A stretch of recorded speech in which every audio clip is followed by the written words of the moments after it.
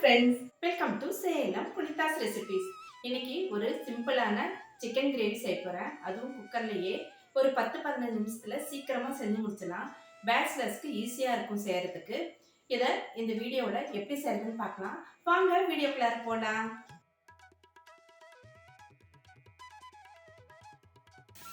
இன்னைக்கு சிக்கன் கிரேவிக்கு 1 kilo chicken, அதுக்கு 1 கப் அளவுக்கு தேங்காய் இந்த மாதிரி பல்லா கீறியாச்சு. 2 இன்ச் அளவுக்கு இஞ்சி, 20-25 பல் பூண்டு. இதை மிக்ஸி ஜாரோட சேர்த்துக்கலாம்.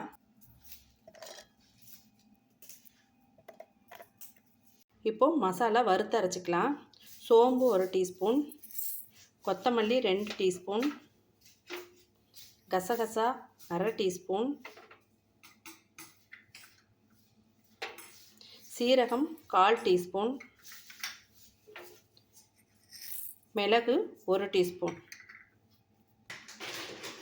இது கூடவே இந்த அளவுக்கு பட்டை, ஒரு 2 இன்ச் அளவுக்கு பட்டை,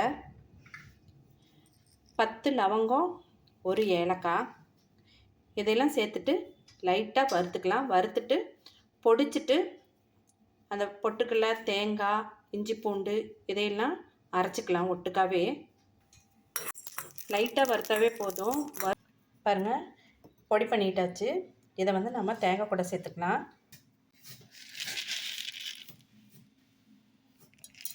இதுக்கு 1/2 டேபிள் ஸ்பூன் அளவுக்கு பொட்டுக்கடலை சேர்த்தா போதும்.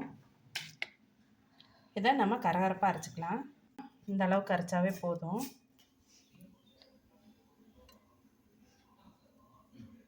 ரெண்டு டேபிள் ஸ்பூன் அளவுக்கு எண்ணெய் சேர்த்துக்கலாம்.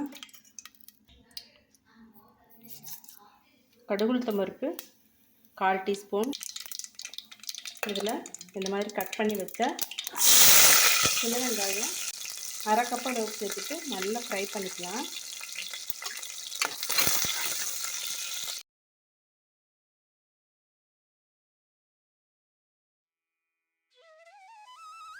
கறிவேப்பிலை கொஞ்சம் சேர்த்துட்டு நல்லா வதக்கிக்கலாம்.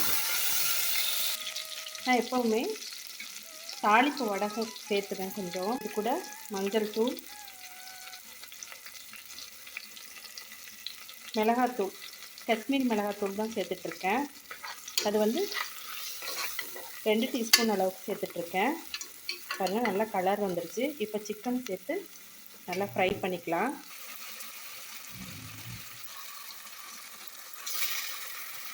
ஸ்கின்னோடு சேர்த்து நம்ம சிக்கன் கிரேவியோ இல்லை பிரியாணியோ எது பண்ணாலும் நல்லாயிருக்கும், டேஸ்ட் நல்லாயிருக்கும். ஸ்கின்னு பிடிக்காதவங்க எடுத்துகிட்டு செய்யலாம். இல்லைன்னா நம்ம சமைச்சிட்டு கூடயும் ஸ்கின்னை எடுத்துடலாம். பிராய்லருங்கிறதுனால சீக்கிரமாகவே வெந்துடும். நமக்கு ஒரு 2 விசிலில் 10 நிமிஷத்தில் ரெடி ஆகிடும்.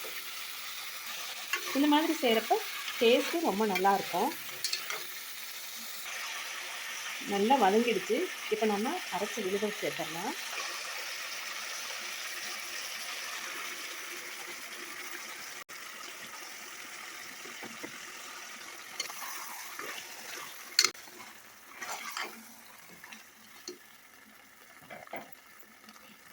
இது கூட நம்ம கொஞ்சம் தண்ணி சேர்த்துக்கலாம். இந்த அளவுக்கு இருந்தால் போதும். இது ஒரு கொதி வரட்டும். அப்புறமேட்டும் நம்ம மூடி போட்டு வெயிட் போட்டுக்கலாம். இந்த கன்சிஸ்டன்சிக்கு கொதிக்கிறப்ப நம்ம மூடி போட்டுடலாம். இன்னும் தண்ணியாக வேணும் அப்படிங்கிறவங்க இன்னும் கொஞ்சம் தண்ணி சேர்த்துக்கலாம்.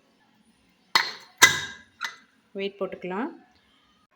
2 விசில் வரட்டும். கிரேவி ரெடி ஆகிடுச்சு.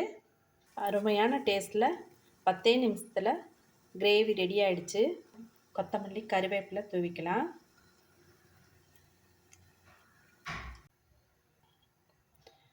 பாருங்கள், கிரேவி திக்காகிடுச்சு. சிக்கன் கிரேவி அருமையாக ரெடி ஆகிடுச்சு. இதை நம்ம இட்லி தோசை கூடயும், நம்ம சாதத்து கூட, பிரியாணி கூட, ஃப்ரைட் ரைஸ் கூட இந்த மாதிரியும் தொட்டு சாப்பிட்லாம். பரோட்டா கூட சூப்பராக இருக்குங்க. இந்த கிரேவி இந்த மாதிரி மொறு நெய் தோசைக்கும், இட்லி, முட்டை தோசை எல்லாத்துக்குமே சூப்பராக இருக்கும். இப்போ நம்ம தோசைக்கு சாப்பிட்டு பார்க்கலாம். தொட்டு சாப்பிட்டு பார்க்கலாம். சிக்கனையும் கொஞ்சம் பிச்சு எடுத்துக்கலாம்.